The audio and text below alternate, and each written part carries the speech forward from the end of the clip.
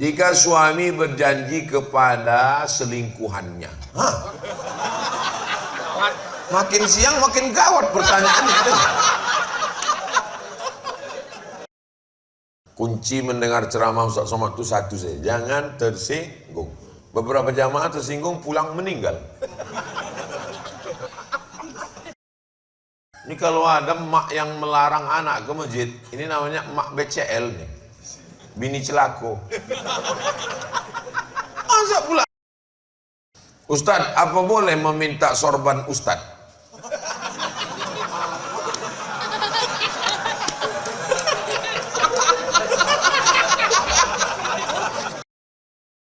Itu orang yang berdiri itu rupanya Israel itu. Itu pejuang Palestina itu. Amin. Telekung diletakkan di tengkuk, apakah legging? Banyak atuk-atuk masuk parit gara-gara itu.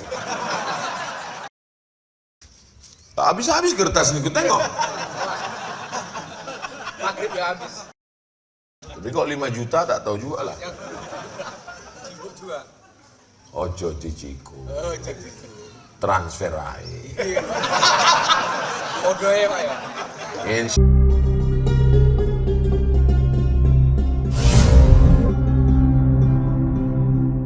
Kita jawab beberapa pertanyaan ini. Jangan kemana-mana, kita lanjutkan setelah yang satu ini. Ya kalau di TV begitu. Jika suami berjanji kepada selingkuhannya. Hah? Makin siang makin gawat pertanyaannya.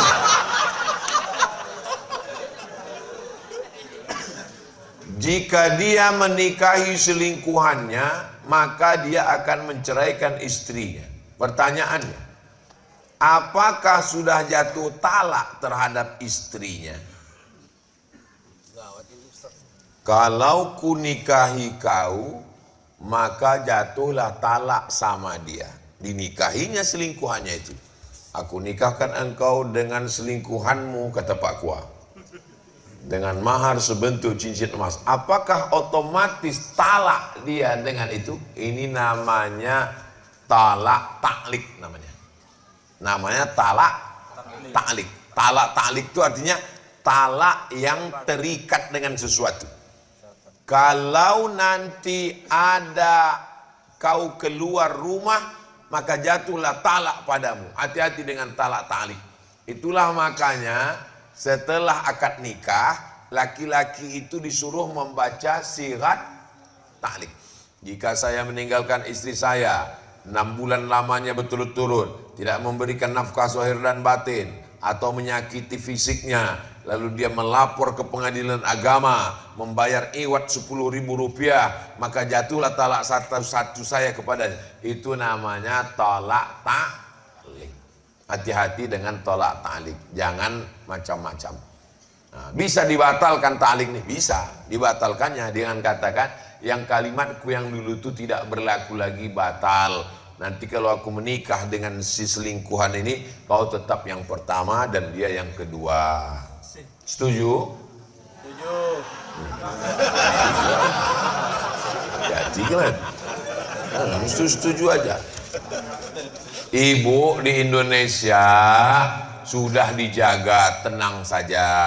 Karena dalam hukum kompilasi hukum Islam Indonesia, laki-laki ini walaupun gagah berani, banyak duitnya, tidak akan bisa menikah sebelum ada surat izin dari istri pertama yang ditandatangani di atas materi yang dulu 6.000 sekarang sudah naik jadi 10.000 dan disahkan oleh pengadilan agama. Makanya ibu sebelum tidur malam yakinkan di dekat tempat tidur itu tidak ada kertas dan materi. Ini nampaknya ibu bergurau ketawa, tapi hati-hati, ini bisa serius. Makanya sebelum tidur malam tuh tengok dulu. Kalau ada di dekat-dekat itu ada kertas materi, hati-hati. Bisa aja malam tuh ditandatangan dulu. Nah, jadi surat tuh ditanya sama Pak Hakim, betul ini? Betul kan? Nauzubillah. Nah, jadi jangan takut, jangan khawatir. Jangan pula gara-gara ini naik darah tinggi, jantung koroner, asam urat, asam sulfat, asam semuanya. Bolehkah pengantin wanita mengqadha sholat?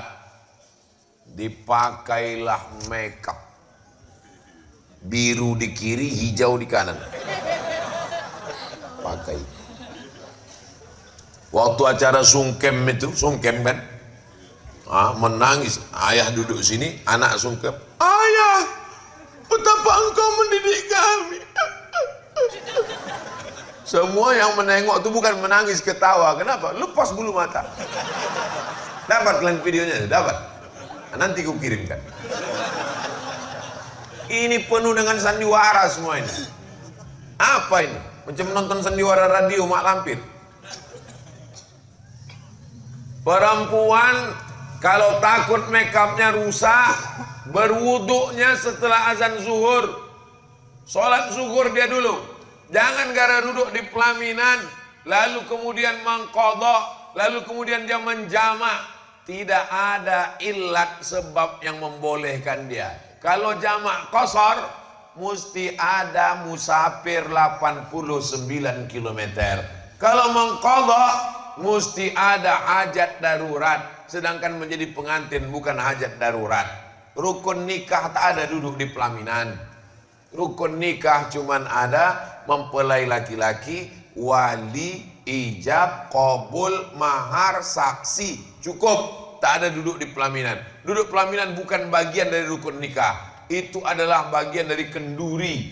Maka duduk di situ setelah sholat. Jangan gara-gara itu tidak sholat, meninggalkan sholat, menjamak sholat, mengqadha sholat. Jelas? Jelas. Nah, ini yang bilang jelas yang belum nikah aja.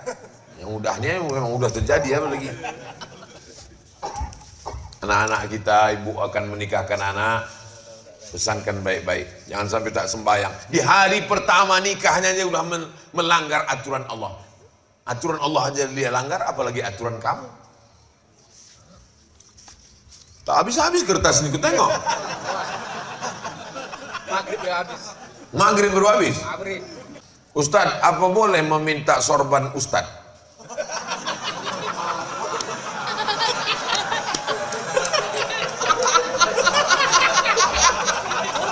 Saya jadwal hari ini ada 3 lagi. Di Sungai Apung, di Tanjung Balai. Kalau ku kasih ini, aku ceramah nanti pakai apa?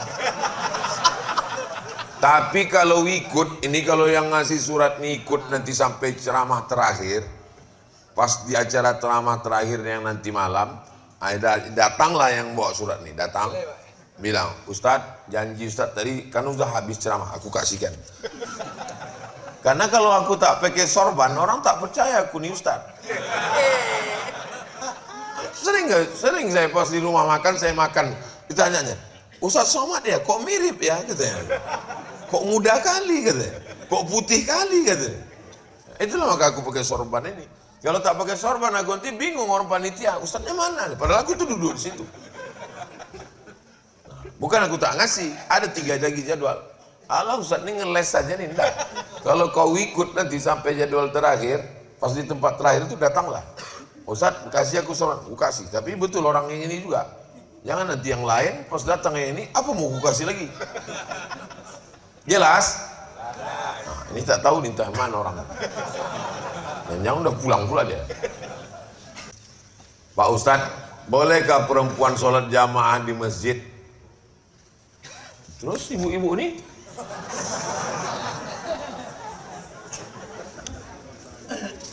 kalau gitu berdosa lah semua uci-uci ini. Panjang umur, sehat badan, kita sampai ke Masjid Nabawi. Amin. Sampai di Masjid Nabawi, ini arah kiblat. Pintu sebelah kiri itu ada 3. Pintu yang pertama Babul Baqi. Kenapa disebut Babul Baqi? Karena pintu itu mengarah ke pemakaman Baqi. Di belakang Babul Baqi namanya Babu Jibril. Karena itu pintu malaikat Jibril datang membawa wahyu. Di belakang Babu Jibril ada pintu Babun Nisa. Apa itu Nisa? Perempuan. Apakah mungkin pintunya ada, orangnya tak ada? Itu menunjukkan bahwa perempuan sholat di masjid. Tapi ada ustadz yang bilang perempuan tak boleh sholat di masjid. Hadisnya ada. Perempuan lebih baik sholat dalam pekarangan, lebih baik sholat dalam rumah, lebih baik sholat dalam kamar. Kapan itu? Ketika terjadi fitnah. Di Palestina tak boleh perempuan sholat di masjid, takut ditangkap tentara Israel. Di Air Joman ada tentara Israel. Itu orang yang berdiri itu punya Israel itu. Itu pejuang Palestina itu semua. Amin. Takbir. Di Air Joman aman. Tapi kalau ke masjid tetap menjaga adab-adab. Jangan ke masjid pakai celana legging. Telekung diletakkan di tengkuk. Pakai legging. Banyak atuk-atuk masuk parit gara-gara itu. Jangan pakai minyak wangi yang terlalu menyengat. Dipakainya di pintu tuh hilang ayat imam depan. Wala ana abidum ma'abattum wala antum. Hilang simpang lakum dinukum waliyadin. Saking harum. Tapi jangan pula sampai bau petai jengkol ketiak gara-gara sekedar menghilangkan bau saja. Karena kita ini kan angkat takbiratul ihram, kita tahan kawan pingsan. Jangan di masjid, ada kawan saya Ustadz di Riau, pulang dari masjid langsung saya diteleponnya. Mat kata dia, iya bang, patutlah perempuan itu tak boleh ke masjid. Kenapa? Aku tadi hampir pingsan di masjid. Kenapa gitu bang? Aku masuk ke masjid, tirai itu tinggi. Tiba-tiba aku masuk, terdengarku suara Kalau di masjid janganlah ketawa cekikikan. Kalaupun lucu kali ketawa, tapi jangan bersuara.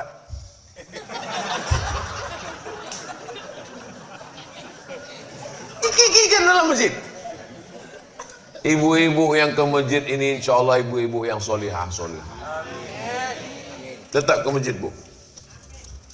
Mana dalilnya perempuan ke masjid? La tamna'u ima Allah masajid Allah. La tamna'u ima Allah. Jangan kamu larang hamba Allah yang perempuan masajid Allah ke masjid. Aisyah iktikaf di masjid. Kalau iktikaf yang 10 hari 10 malam aja boleh, apalagi yang 10 menit. Jelas? Jelas. Kalau ada orang yang bilang Ustaz Somad itu kalau ceramah tak jelas, dia belum sarapan. Apa hukum sogok menyogok Pak Ustaz? Tak ada tawar menawar. La'ana Rasulullah SAW ar-rashi wal murtashi. Yang menyogok, yang menerima sogok, masuk neraka.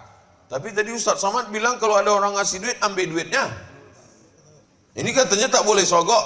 Ambil duitnya, serahkan ke Masjid Nurul Ihsan. Untuk apa? Untuk membuat ini kan tanah bagus. Ini masih bisa dibuatkan kelas di samping ini. Buatkan 3 kelas untuk anak-anak mengaji Al-Quran. Sehingga nanti untuk mencegah buta huruf Al-Quran. Berapa banyak duit ini? Paling tidak ada 5 amplop lagi dapat. Amplop DPRD, DPR dari provinsi, DPRD, DPD. Ambil semuanya, ambil. Berapa punya? Berapa partai? 17 partai. 17 amplop kali 5. Ambil semua, ambil semua. Jika kabeh kau apa-apa. Ambil semua, ambil. Kau ambil. Kata Ustaz Somad, ambil aja semua, ambil. Habis itu bawa kemari. Dia bilang, mana Pak Ketua Masjid? Iya, ini ada banyak kali duit haram nih Pak Muncul. Ambil. Orang Air Joman ini cerdas-cerdas berduit. Mana mempan main sogok. Sini kalau ada orang bawa duit 100.000, 500.000 tak laku. Puih, upil. Tapi kok 5 juta tak tahu juga lah. Ojo diciku. Transfer aja. Insya Allah podo kabeh jamaah iki istiqomah mlebu nang surga. Amin. Banyak juga orang Jawa. 90%, Pak. 90? Iya. Masya Allah. Apakah anak angkat laki-laki mahram dengan ibu angkatnya? Saya tak punya anak perempuan. Kalau saya pingin anak perempuan, anak angkat, gimana caranya? Saya cari keponakan saya. Saya punya adik laki-laki Jamal. Anak Jamal ini ada perempuan. Maka anak adik saya inilah yang saya angkat. Supaya apa? Supaya kalau dia gadis, dia mahram dengan saya. Kalau saya ingin anak angkat laki-laki, maka saya cari keponakan istri saya. Supaya kalau dia nanti lajang, dia mahram dengan istri. Jangan dicari anak yang orang lain. Berapa banyak anak angkat berubah jadi bini angkat. Udah macam anakku, udah macam adikku, udah macam anakku, udah macam ayahku, udah macam mamaku. Berawal dari macam, berakhir dengan macam-macam. Waspadalah. Udah macam anak kami Pak Ustadz. Hati-hati, banyak kejadian. Jadi kalau mau mencari anak angkat, begitulah rumusnya. Jelas? Ustaz, kalau sudah tak cocok lagi, melambatkan untuk melakukan. Kalau sudah tak cocok, ini main tak cocok aja nih. 5 langkahnya. Yang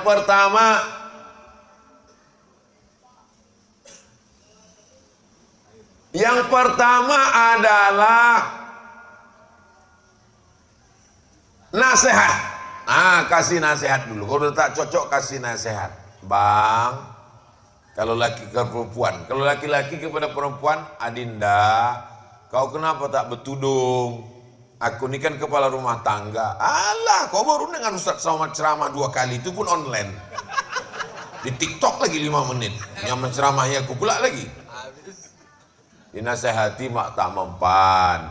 Tak mempan nasihat. Karena kau tak mempan nasihat, maka kita pisah tempat tidur selama seminggu. Jangankan seminggu, setahun pun aku tahan. Memang inilah aku tunggu-tunggu. Tak mempan juga, maka mediasi. Kirimlah utusan dari laki-laki dan perempuan. Tak juga mempan, barulah jatuh talak satu. Talak itu pun pakai talak itu pakai macam mobil apa? Mobil apa namanya yang pakai 1, 2, 3 itu? Manual, bukan langsung matic. Ini ada laki-laki ini sekarang matic, mau ngamuk sedikit, kopi lambat, talak 1000. Tak bisa begitu. Dia prosesnya itu panjang. Pertama nasihat, kedua pisah tempat tidur, yang ketiga adalah mediasi. Pukul Pak Ustadz, pukul tak bisa. Kalau sampai kau pukul ke tempeleng, ngelapor dia polisi, masuk, aku kena juga. Kenapa kau pukul? Karena ceramah Abdul Somad, aku masuk juga gara-gara itu. Jadi langkahnya itu banyak step-stepnya. Berpikir baik-baik, pikir itu pendapatan, pikir itu pelita hati, pikir dulu pendapatan sesal, kemudian jadat gunanya. Allah memudahkan hambanya apabila seorang hamba sedang dalam perjalanan.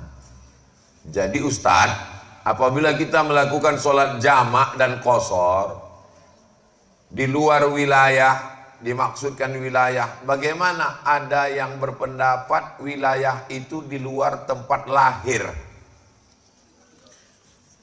Saya lahir di Silau, jadi selama saya di Silau tak bolehlah jamak. Ini fikih dari mana ini?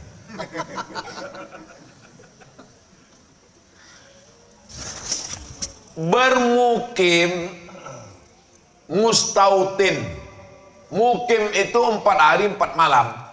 Kalau saya sudah 4 hari 4 malam di Air Joman, tidak boleh lagi jamak qashar karena sudah mukim. Ada yang lebih lama dari mukim, ada namanya mustautin. Mustautin berdiam. Saya lahir di Silau Laut, Kecamatan Air Joman dulu, sebelum Kecamatan Silau Laut. Tahun 86, umur 9 tahun baru saya tinggalkan, baru saya merantau pergi. Lahir saya di Silau Laut, tapi mustautin menetap saya sekarang di Pekanbaru. Yang saya tak boleh jamak qashar itu di Pekanbaru, bukan di Silau.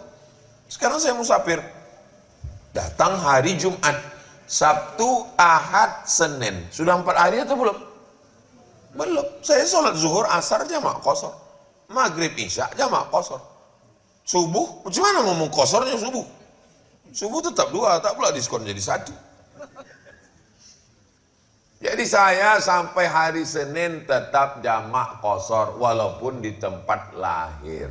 Maka yang dihitung itu adalah di tempat bertempat menetap, bertempat tinggal selama di Pekanbaru. Itu yang tak boleh jamak qasar.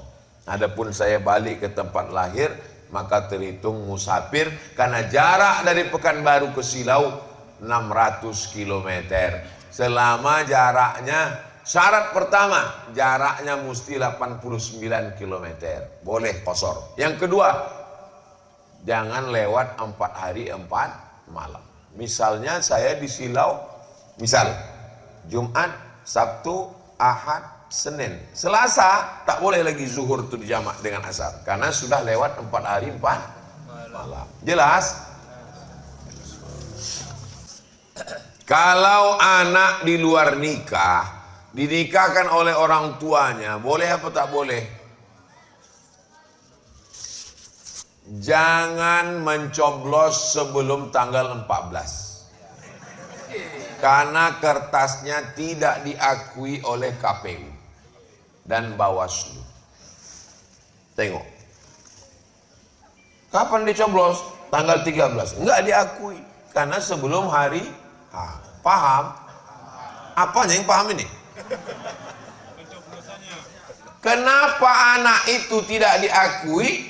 Karena dia sudah ada sebelum akad nikah. Sebelum akad nikah sudah ada di dalam. Makanya bunyi bapak itu mengakadkan giginya rapat. Ku nikahkan kau dengan anakku. Sebetulnya aku tak izinin, tapi kan anakku udah hamil duluan. Kalau datang orang mau meminang anak gadis kita baik-baik, nikahkanlah. Jangan dihalang-halangi. Karena zaman sekarang tak macam zaman dulu. Zaman sekarang kalau kita halangi, janjian dia di DM-nya, berjumpa dia, habis selesai. Tanam pinang rapat-rapat supaya puyuh tak bisa lari. Didekat-dekatinya, akhirnya dibawanya lari. Mau bilang apa kita? Makanya kalau udah anak gadis, anak lajang, datang anak lajang tuh 2 kali, tanya dia. Pakai bahasa kita air joman lah. What do you want? Dudukkan dia, dudukkan. Aku ini jamaah masjid Nurul Ihsan. Kau datang kemari ini orang menengok, biji mata orang di Tanjung Balai ini nengok. Aku ini tokoh masyarakat di sini. Kalau yang lain-lain ini tokoh bangunan, tokoh aku spare part, aku yang tokoh masyarakat sini. Malu aku. Kau datang nih apa? Judul kita ini mau dibawa kemana hubungan ini? Kalau memang kau jantan, jangan cuma bawa mawar, bawalah mahar. Mantap. Oke. Begitu. Jangan diam aja. Ini datang anak lajang, disediakan pula teh. Kalian duduk sini ya. Bapak sama ibu mau ke dalam. Itu sama artinya kalian memfasilitasi untuk berzina. Berzina kalian, berzina. Tak bisa begitu, mesti tegas. Ibu mesti tegas, bapak mesti tegas. Karena rajin pun sembahyang, kalau sampai anak ini berzina, jangan sampai kalau udah nanti terjadi apa yang terjadi, nasi sudah jadi tai ayam. Anak sudah hamil, cerita bubur ayam juga lagi.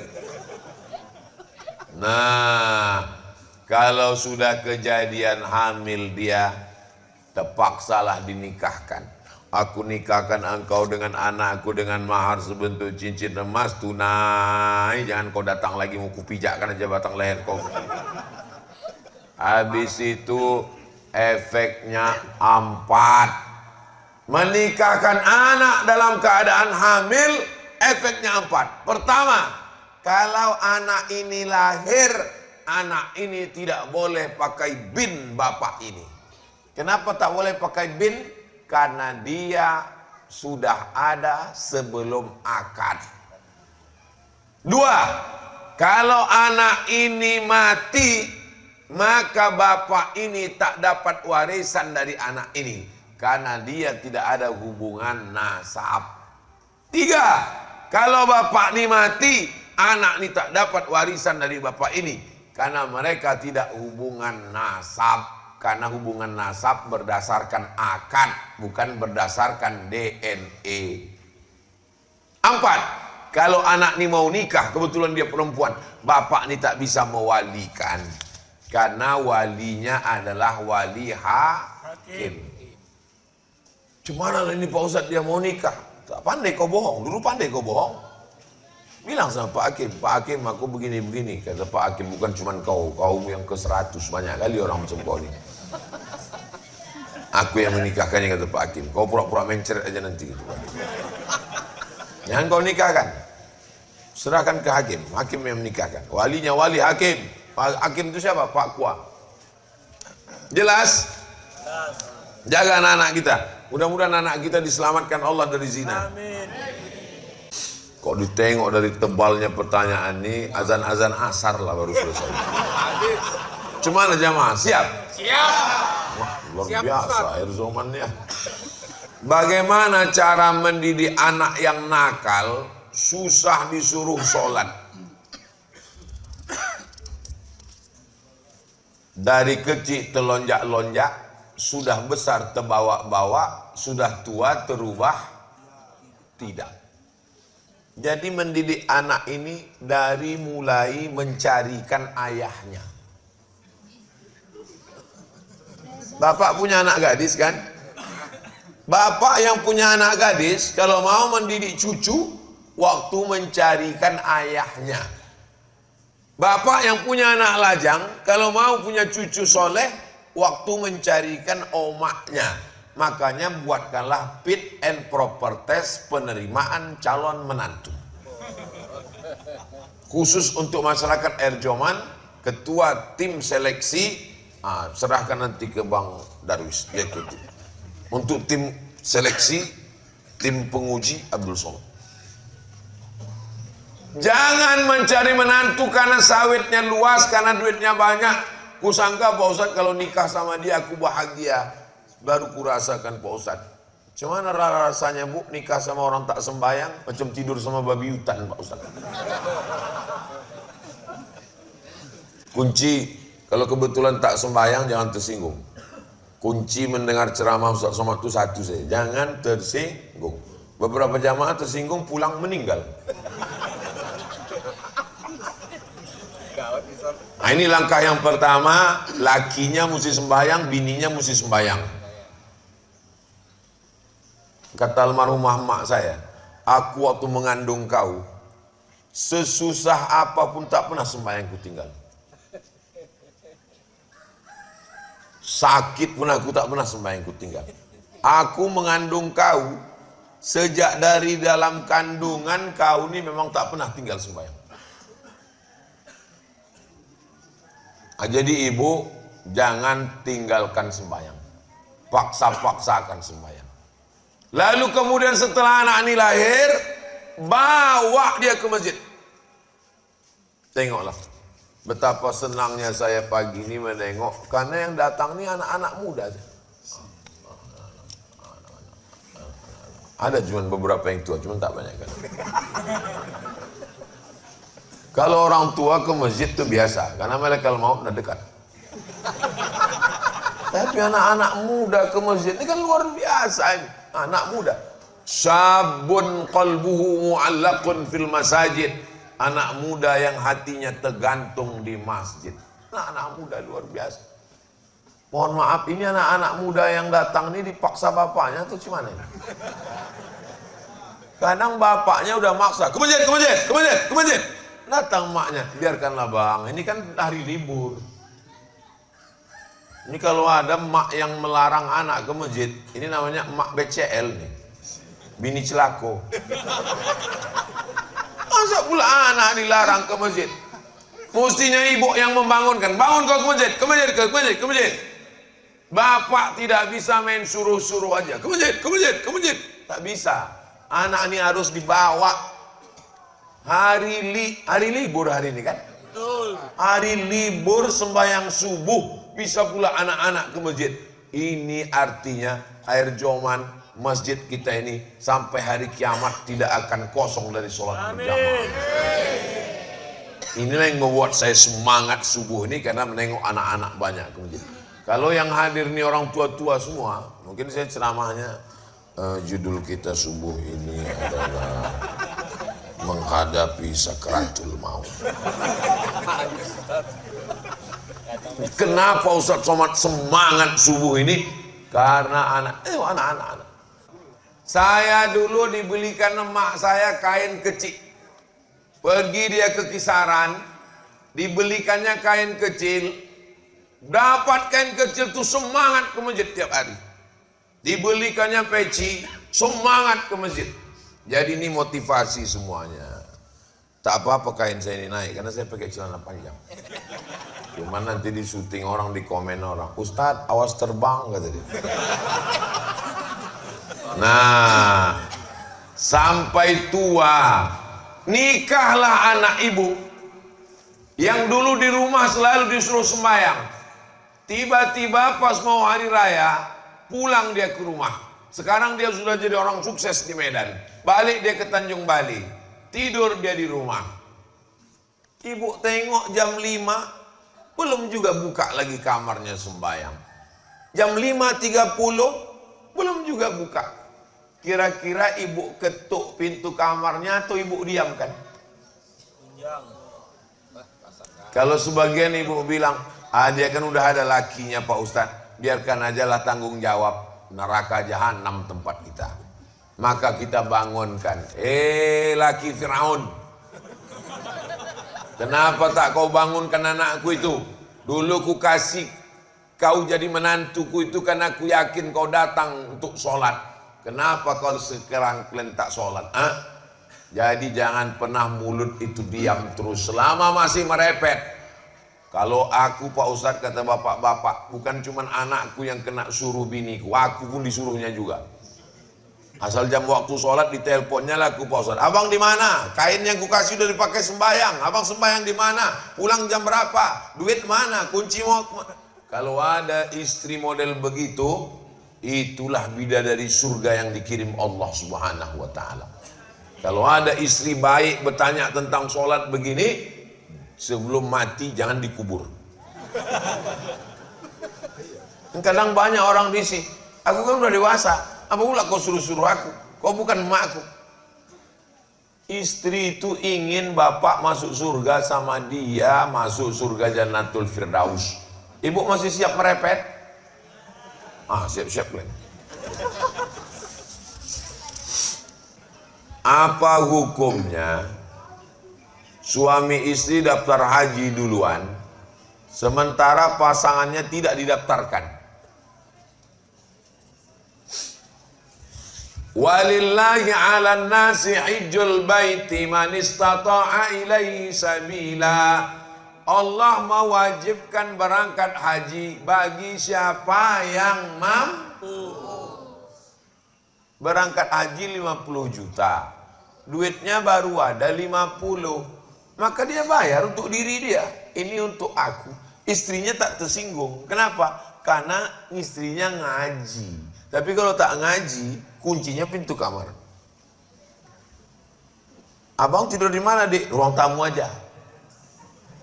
Kopi tak keluar, teh tak keluar, apa pun tak keluar. Gara-gara apa? Tak paham. Tapi kalau dia paham, di store-nya dirinya dulu. Mudah-mudahan bang dibukakan Allah pintu rezeki ya. Nanti kita daftar. Kalau mau daftarkan sekarang tidak mesti cash. Daftar dulu DP. Ini untuk kau, untuk kita. Kebetulan suaminya tak kaya kali. Istrinya yang kaya. Ya istri bayar dulu. Karena kewajiban haji ini bukan berdua. Kewajiban haji ini sendiri personal. Ibu jangan tersinggung kalau suaminya daftar. Suami juga jangan tersinggung kalau istrinya daftar. Karena berangkat haji ini kewajibannya adalah bagi yang mampu. Yang tak mampu tak wajib. Haji ini bukan jalan-jalan. Yang tak boleh itu suaminya jalan-jalan, bininya tak ikut jalan-jalan. Nah, itu baru boleh mengamuk. Ini haji ini ibadah. Ini. Tapi kalau dia mau berangkat berdua, ditabungnya berangkat berdua bagus. Apalagi perempuan perlu pakai mahram. Jelas? Jelas. Jangan berkelahi gara-gara ini. Mudah-mudahan Bapak Ibu semua bisa berangkat berdua, insyaallah. Amin. Ya Rabbal Alamin. Mohon kejelasan tentang wahdatul wujud. Karena di video Ustadz terakhir memahaminya saya putar, Ustadz setuju atau menolak?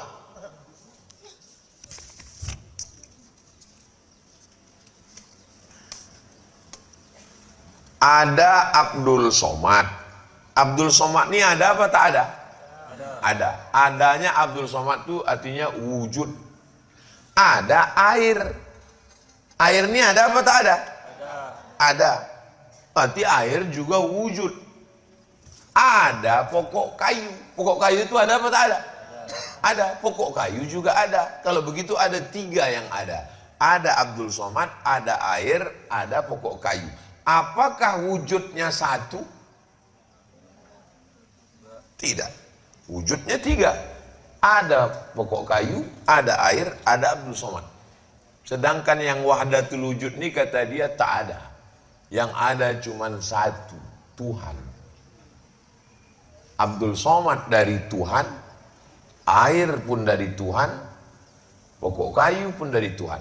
Maka wahdatu, satu, wujud. Ujung-ujungnya nanti orang yang berpaham wahdatul wujud ini tak lagi sembahyang. Karena mengaku Tuhan. Kau tak sembahyang, aku Tuhan tuh. Jadi kalau ada orang di Erjoman ini nanti mengaku Tuhan, 2 gendangannya. Kalau tak Tuhan, hantu. Tuhan. Wahdatul wujud berbahaya. Yang wujud sebenar wujud Allah Subhanahu wa taala. Dia Khalik, dia pencipta. Lalu dia menciptakan kita makhluk. Bukan satu wujudnya. Allah menciptakan makhluk, makhluk menyembah Allah. Bahayanya nanti kalau meyakini ini, nanti dia akan mengaku Tuhan. Sudah banyak nonton video mengaku Tuhan. Banyak serak-serak sekarang kajian-kajian mengaku Tuhan. Ujung-ujungnya tak sembahyang, meninggalkan syariat. Kalau zaman Wali Songo dipancung ini kepalanya. Mudah-mudahan Allah menyelamatkan akidah anak-anak kita insyaallah. Kalau tonton video itu bagus-bagus, tontonlah bagus-bagus. Saya waktu itu sebetulnya membantah, tapi nontonnya jangan putus. Mungkin ditontonnya waktu itu habis paketnya. Kalau tonton sampai habis, di ujung itu saya sebetulnya membantah. Di awal tuh nampaknya macam saya wahdatul wujud. Gimana hukumnya kita melaksanakan kurban untuk orang yang sudah meninggal dunia? Nabi memotong kurban, kata Nabi gini, Allahumma haza an Muhammad wa ali Muhammad. Kupotong kurban ini untuk Muhammad dan untuk keluarga Muhammad. Waktu itu Khadijah sudah meninggal. Saya ulang sekali lagi. Nabi memotong kurban, kupotong kurban ini untuk Muhammad dan untuk keluarga Muhammad. Waktu itu Khadijah sudah meninggal. Pertanyaannya, sampaikah kurban untuk Khadijah? Sampai. Itulah seenaknya kalau ceramah sama jamaah yang cerdas-cerdas. Cukup sebutkan dalil, tahu dia. Jadi kalau ditanya orang, boleh kurban untuk orang meninggal? Boleh. Mana dalilnya? Nabi berkurban untuk Khadijah, padahal Khadijah sudah meninggal. Diambilnya kambing satu lagi. Allahumma hadza'an Muhammad wa ummati Muhammad. Ini kupotong untuk umat Nabi Muhammad. Umat Nabi Muhammad waktu itu sudah banyak yang meninggal perang Badar, perang Uhud. Itu menunjukkan bahwa kurban untuk orang meninggal boleh. Ini 2,5 juta untuk aku, ini 2,5 juta untuk emakku, ini 2,5 juta untuk ayahku. Bagus, itulah tanda bakti kita kepada orang tua. Ini untuk kurban aku, adapun untuk emak ayahku tak jadi karena aku takut sama biniku. Persatuan laki takut bini. Padahal yang menyekolahkan, yang membiayaimu, yang mengasihi kau makan orang tua, apa balasanmu untuk mereka? Maka ibu mestinya mengatakan ke bapak, bang, ini kurbankan untuk almarhumah ayah, almarhumah emakmu. Karena mereka jasanya kepada kau luar biasa. Untuk mereka 2,5 juta, untuk aku 25 juta. Setuju, Bu? 10 kali lipat. Diam itu artinya dalam hadis as-sukutu alamatur ridho. Diam tanda setuju. Kesimpulannya sampai apa tak sampai? Sampai.